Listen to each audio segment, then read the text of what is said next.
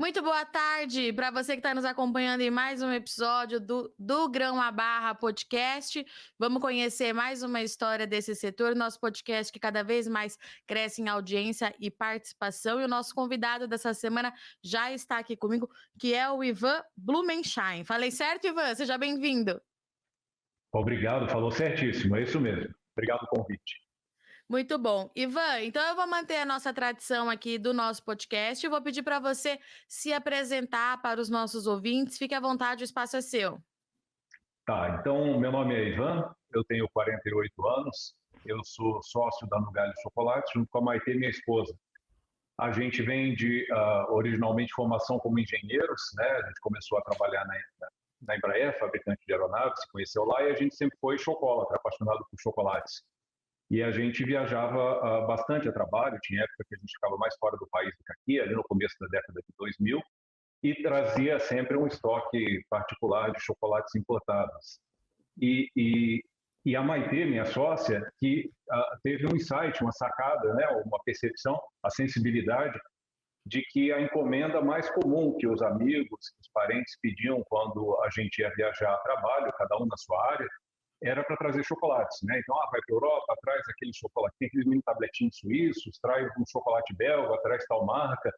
E ela falou, poxa, o que que acontece, né? Que tanta gente pede para trazer chocolate de fora. O que que tá acontecendo, né? E como a gente acabava consumindo produtos de fora num estoque particular, a gente estava um pouco desconectado do que estava rolando no mercado nacional. E com essa provocação dela, a gente foi tentar olhar, ou um olhar um pouco mais técnico, digamos assim, sobre o mercado de chocolates no Brasil. E a gente percebeu que estava acontecendo duas coisas. Isso era ali por 2002, 2003, né? A gente percebeu que tinham duas coisas acontecendo. Uma é que algumas tendências do mercado externo, como teores de chocolate mais elevados, teores de cacau mais elevados no chocolate, origens de cacau diferentes, de diferentes regiões do mundo, nada disso estava acontecendo no Brasil. O próprio Bean to Bar, que já estava começando lá fora, não tinha ninguém fazendo aqui. E, além disso, as marcas mais tradicionais, que a gente lembrava de criança, digamos, elas tinham, a gente foi experimentar e a gente percebeu que tinham mudado muito, e não para melhor, né? E a gente foi entender que tinha havido uma substituição grande de ingredientes naquele período. Então, em vez de manteiga de cacau puro hidrogenada, em vez de baunilha vanilina, formulações com mais açúcar, aromas e outras coisas. E aí a gente percebeu que talvez tivesse uma oportunidade nisso, que tinha um público que queria chocolate de verdade, estava atento ao que estava acontecendo fora e ninguém estava fazendo isso aqui. Então foi com esse espírito que a gente fundou a Nugali em 2004. Foi uma decisão bastante arrojada, né? Vendemos ali apartamentos, coisas todas, apostamos todo no negócio. E a gente começou, foi o primeiro em 2004 ainda a fazer chocolate 70% cacau no Brasil.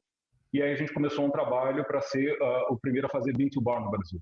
Então a gente foi procurar pelo Brasil cacauicultores que estivessem tentando fazer um cacau de qualidade mais elevada, porque a gente achava importante fazer um produto que tivesse conexão com a identidade brasileira. E o Brasil, sendo historicamente, já foi o maior produtor, o maior exportador de cacau no mundo, claro que essa realidade mudou depois da vassoura de bruxa, tendo leite também, tendo açúcar, quer dizer, tem todos os ingredientes, são dos poucos países do mundo, a gente achou que fazia sentido um produto que tivesse essa brasilidade. E aí a gente foi procurando produtores que estivessem fazendo isso, a gente teve a felicidade de encontrar lá na Bahia o João Tavares, que estava fazendo um trabalho, ele é um pioneiro, digamos, no setor, e aí a gente fazendo um trabalho a quatro mãos de teste de fermentação e formulação e um monte de coisas, a gente lançou em 2006 o primeiro Bean to Bar do Brasil, o primeiro chocolate brasileiro de origem única, o primeiro chocolate com 80% cacau no Brasil, era um teor inédito ainda, né? Tem uma embalagem dele aqui, é um produto que continua no mercado e foi o primeiro chocolate também do Brasil a receber uma premiação de uma magnitude aí de uma International Chocolate Awards em 2016 e tudo mais.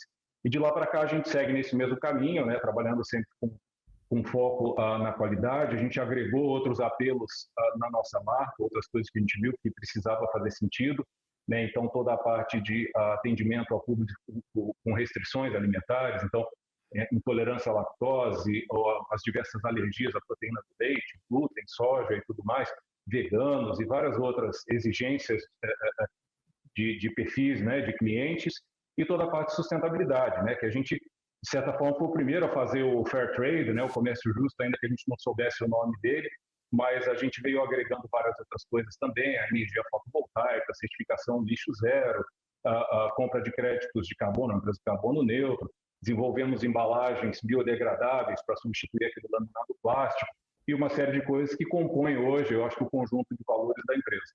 Eu acho que esse é mais ou menos o resumo da nossa história. Ivan, e me fala uma coisa, lá em 2002, né, quando vocês tiveram a ideia, quando você topou essa ideia, essa aventura aí no universo, vocês já tinham noção, por exemplo, como é que funcionava a produção de cacau no Brasil, ou vocês foram aprender tudo do zero? A gente, eu acho que sempre foi consumidor esclarecido e apaixonado, né? Tá. Aquele tipo de consumidor que gosta de saber, que gosta de conhecer mais, saber a dar um valor muito grande para a história do alimento, para a coisa do como é feito, mas sempre do lado do consumidor, né? Eu acho que para entender um pouco mais a complexidade, ainda mais se envolver na fabricação ou na utilização do cacau como ingrediente e tudo mais, isso tudo foi uma novidade, né? A gente mergulhou nisso, foi visitar um monte de fábricas na Europa, foi visitar uma quantidade grande de cacauicultores, então era novidade para a gente. E pelo que eu tô vendo aí na parede atrás de você, deu muito certo, né? Sim, felizmente. Uma série de... que é isso? São premiações? São prêmios, a gente tem prêmios em várias competições, né? Da International Chocolate Awards, da London Academy of Chocolate e várias outras. Eu entendo que a gente contribuiu ao longo desses anos até para mudar a percepção que quando a gente começou nisso, em 2000 ou 2006, a percepção que existia fora era que tanto o cacau brasileiro era de baixa qualidade e que o chocolate brasileiro era de baixa qualidade. Então, quando a gente começou esse trabalho, até esse trabalho junto com o João Tavares, que a quatro mãos foi evoluindo cacau e chocolate, e o cacau dele foi o primeiro a ser premiado no Salão de Chocolate em Paris como o melhor cacau do mundo, em 2010. Isso foi algo novo, quando a gente também foi premiado em 2016, foi a primeira vez que um produto brasileiro tinha sido premiado. Então, acho que contribuiu, né, junto com outros que vieram depois mais tarde, foram vindo, hoje é um segmento que tem várias marcas, mas para ir mudando um pouco essa percepção e mostrar que o cacau brasileiro, se ele for trabalhado com cuidado, ele pode sim ser um cacau de altíssima qualidade e que o chocolate brasileiro, se usar bons cacaus e também for feito com cuidado, pode ser um excelente cacau. Então, para a gente é um motivo de orgulho ter participado disso ao longo desses 20 anos, né, que a empresa está fazendo o mês que vem. Ivan, e qual que é a sua percepção do mercado interno hoje? Você acha que a gente já conseguiu mudar esse paladar do brasileiro ou a gente ainda tem um trabalho educativo muito grande pela frente? Tem um trabalho grande, as duas coisas, né? Tá. Já evoluiu muito, eu acho que isso é muito claro, né? A gente vê até né, vamos falar, 17 anos que a gente atua mais forte no varejo, a gente percebe que no começo o cacau, o chocolate ao leite tinha uma preferência absoluta. Hoje, dentro do portfólio, os amargos cresceram muito, né? E talvez exista, né, dependendo do segmento da situação, uma preferência por um amargo 70, por exemplo, com chocolate ao leite. Então, isso é uma mudança, não tem a menor dúvida. Mas o brasileiro, de maneira geral, ainda conhece muito pouco de chocolate e a gente tem um trabalho longo aí, eu acho que todo mundo na cadeia, os fabricantes, os cacauicultores, a imprensa, os formadores de opinião, para que todo mundo vá conhecendo um pouco, não só a questão da formação do paladar, né, porque acho que isso é importante, a gente vai aprendendo a gostar, acho que o Brasil viveu isso com vinho na década de 80, década de 90, mas nos outros aspectos também, da importância econômica que isso existe, da diferença na forma como é produzido um cacau no Brasil e em alguns países africanos, por exemplo, da diferença de você estar usando ingredientes de verdade e estar usando outros ingredientes que têm química e tem coisas que não são boas para a saúde. Então, acho que é um trabalho educativo com muita coisa boa, muitos frutos para serem colhidos para todos, inclusive, ou talvez principalmente para o próprio cliente. É uma mudança muito cultural que a gente precisa fazer, né, Ivan? Muito parecido com Sim, o que aconteceu com o café e o café especial. isso, o café, o próprio vinho. Eu lembro quando eu era Sim. pequeno que o vinho, a expectativa que o brasileiro tinha de vinho, mesmo o brasileiro de bom poder aquisitivo, era um produto doce. né? E isso levou umas 2 décadas para transformar. O mercado brasileiro fez um trabalho, os produtores, né, principalmente no Sul, ali no começo, hoje tem no Brasil inteiro, mas fizeram um trabalho muito bacana de mudar essa percepção. E hoje, né, existe uma evolução muito clara disso. No café aconteceu a mesma coisa e no chocolate está vindo também, né? A gente espera que continue, mas tem um longo caminho ainda. Ivan, considerando aí o tempo de empresa que vocês têm, vai fazer 20 anos, né? Isso. Você viu uma mudança na produção também, né, no campo, porque tô te falando isso porque a gente acabou de publicar uma matéria falando justamente sobre a produção de cacau fino no Brasil, que está caminhando, mas há 20 anos atrás era quase nada, né? Sim, e é um trabalho muito delicado e complexo, vamos dizer. Por exemplo, agora a gente está tendo essa explosão de preços do cacau. Isso traz aí possíveis consequências positivas e muitas possíveis também motivos de preocupação. Então, a gente acompanha isso nesses quase 20 anos e é sempre um dilema, porque o cacauicultor, ele muitas vezes é um pouco cético em relação à questão do cacau fino, porque quando você pega o cacau commodity, o chamado cacau comum, ele é feito com muito menos cuidado, com muito menos capricho. E muitas vezes ele nem é fermentado, existe ainda, dependendo do lugar, a secagem dele é feita com secador a lenha, então ele acaba pegando cheiro de fumaça. Mas do ponto de vista de produção é muito mais fácil, porque ele consegue girar aquilo ali em pouco tempo, né, e não precisa de todo esse cuidado do cacau fino que vai ficar nos coxos fermentando vários dias, depois vai ficar secando ao sol na barcaça, ocupando vários dias, dependendo da meteorologia. Então, ele o tempo todo tem esse convite para fazer a coisa mais rápida e comercializar como cacau comum. E no cacau fino é a expectativa do prêmio, a expectativa de conseguir comercializar isso com um valor mais alto, que faz com que ele fale, não, eu vou apostar meu tempo, minha energia, eu vou tomar esse cuidado a mais. Só que ele tem que conseguir, na ponta, depois vender esse produto com um preço que ele esperava. Porque senão, e a gente já viu isso acontecer várias vezes em vários lugares, senão ele fala, esse tempo todo, esse investimento de trabalho e de esforço não vale a pena. Esse negócio de cacau fino aí é muito complicado, eu vou fazer o cacau comum mesmo e vender para os grandes esmagadores. Então é um equilíbrio delicado e que vem todo mundo junto, né? Os produtores, os cacauicultores, os fabricantes de chocolate e o público, o mercado, o consumidor, que é quem permite que isso vá acompanhando. Então a preocupação sempre é que algum motivo externo acabe prejudicando esse equilíbrio e aquilo que vai andando dê uma parada ou anda um passo para trás e tudo mais. É complexo. Ivan, eu queria conversar justamente sobre isso com você, essa questão da alta nos preços, porque a matéria que eu publiquei no Notícias Agrícolas é justamente falando sobre isso, né?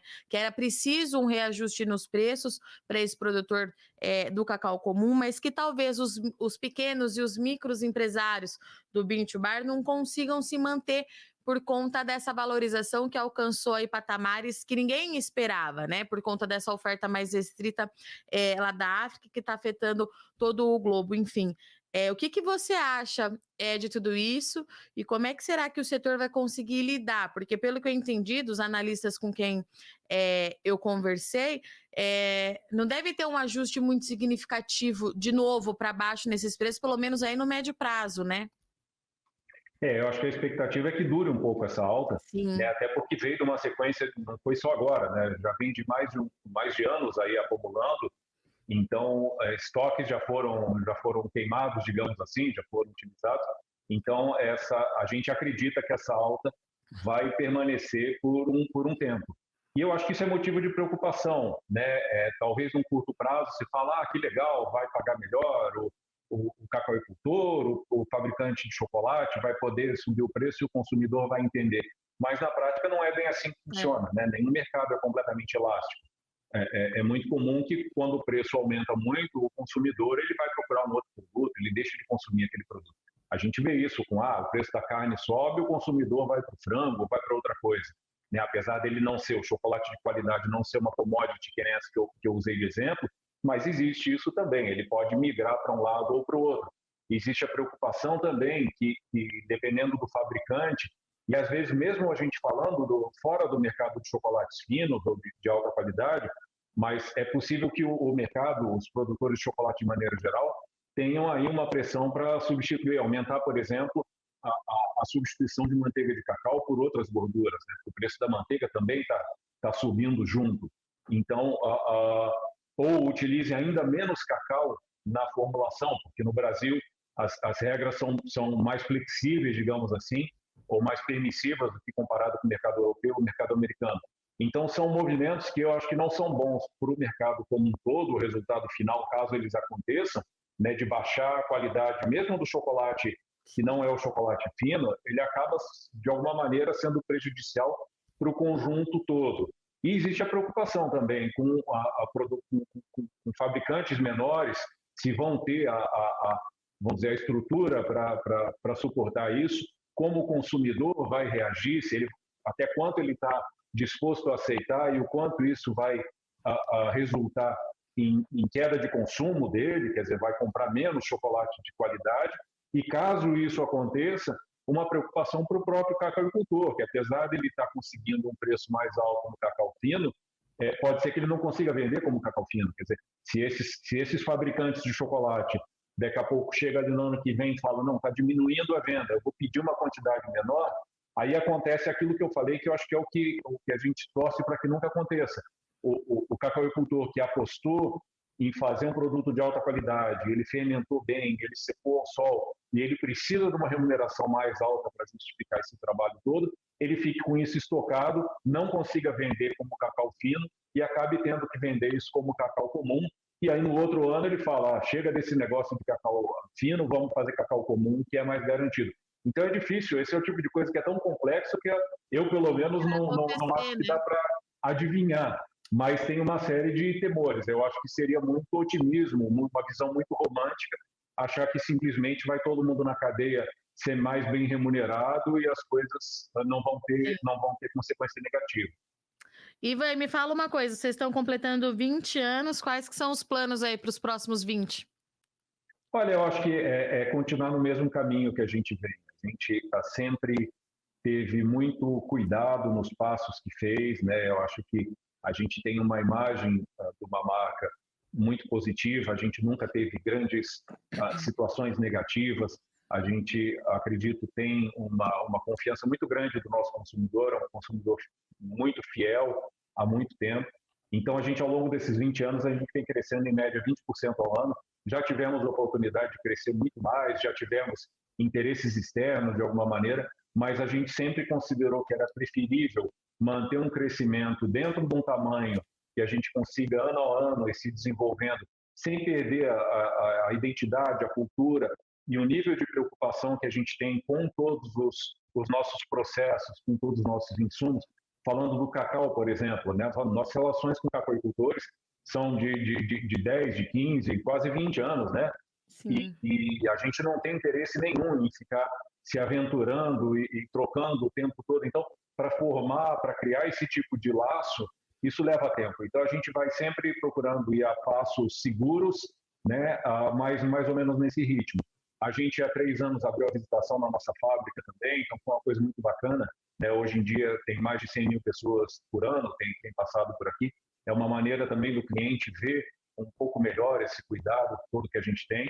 E a ideia é continuar nesse caminho, né? Sem grandes desejos de fazer alguma coisa megalomaníaca que coloque em risco a imagem e a identidade do que a gente tem, mas procurando se aperfeiçoar, trazer novidades como a gente vem trazendo, né? E está sempre na ponta aí do que é o segmento do nosso país e tentar continuar a ajudar contribuindo para esse entendimento, como você falou, para essa educação do cliente, da educação do paladar e do entendimento do que ele está consumindo, que é uma coisa muito bonita, uma história muito bonita para muita gente, para várias fábricas, para vários produtores e para todo mundo que está nessa cadeia direta e indiretamente.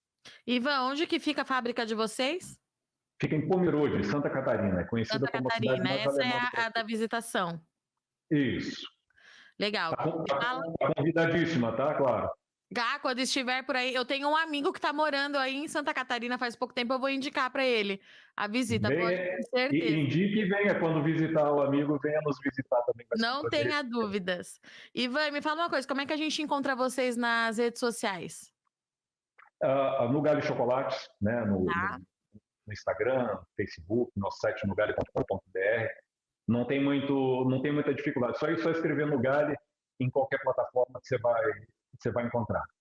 Muito bom. Ivan, obrigada pela sua disponibilidade, vir conversar aqui com a gente, dividir um pouquinho da história de vocês. Parabéns aí pelos 20 anos. Eu vou deixar o convite aberto para você voltar sempre que tiver uma novidade aí na Nugali. Portas abertas, vem contar para a gente essa percepção toda que você está vendo de mercado. Mais para frente a gente conversa de novo para saber essa questão do preço, de fato, como é que afetou, se não afetou. Muito obrigada, viu? Eu que agradeço, Virginia, é um prazer para a gente, tá? Estamos sempre à disposição. E reforço, né, aquilo que a gente estava falando, né? Parabenizo vocês pelo trabalho, que a imprensa, os meios de comunicação têm um papel fundamental também para fazer com que evolua a percepção do brasileiro de o que é um chocolate de qualidade, o que é um cacau de qualidade. Então, parabenizo vocês por esse trabalho e estou sempre à disposição. Obrigada, Ivan. Vamos juntos.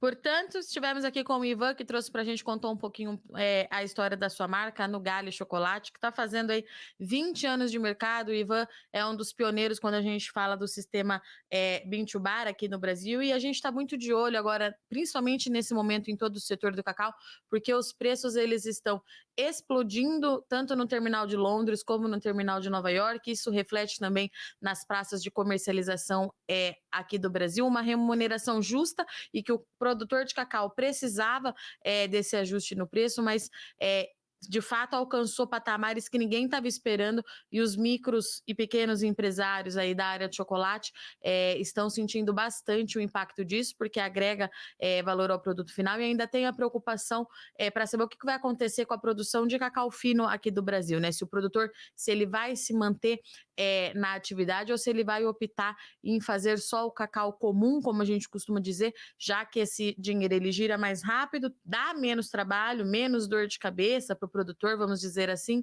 e ele consegue produzir em grande volume, e os preços agora de fato estão bastante atrativos, tudo isso por conta da oferta reduzida da África, tá certo? Bom, eu sou Virginia Alves, agradeço muito o Sol de Ex-Companhia, até semana que vem.